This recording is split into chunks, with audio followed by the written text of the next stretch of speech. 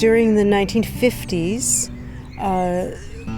in the first period of the civil rights movement in which Martin Luther King became prominent, where the story started to hit the national news, which followed on the Montgomery bus boycott, the very famous story of Rosa Parks, the black woman who refused to give up her seat in the bus to a white man, and sparked a protest, a bus boycott of the whole black population in Montgomery.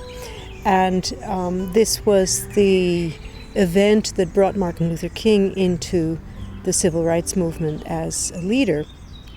At that time, the Fellowship of Reconciliation, the organization that my father, Al Hassler, was working for, was very heavily involved in supporting the civil rights movement, had organized the first freedom rides in 1947, worked closely with a number of different people and organizations in the South, especially doing nonviolent training based on the principles of Gandhi.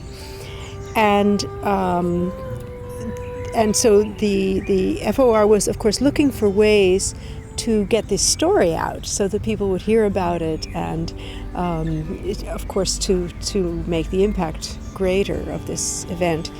And my father, who was at that time the head of publications, these days we'd call it head of communications, at the f.o.r., had an idea, and his idea was to create a comic book about Martin Luther King. And he did that. He persuaded the Capp Studios, famous cartoonist studios, to do the drawings for free. He worked on the story together with a comic book writer who, I believe the story was that he had been blacklisted because of the McCarthy period. This was 1958, 57, 58. And got him to write the texts, the captions, the balloons with all the talking in them. And they produced this comic book called Martin Luther King and the Montgomery Story. And it was, first of all, a story of what had happened, and then something about the principles of nonviolent resistance and how it works. Okay, so this was one of the several things that helped to bring out the story of what was going on in Montgomery, of the idea of nonviolent resistance to segregation in this case.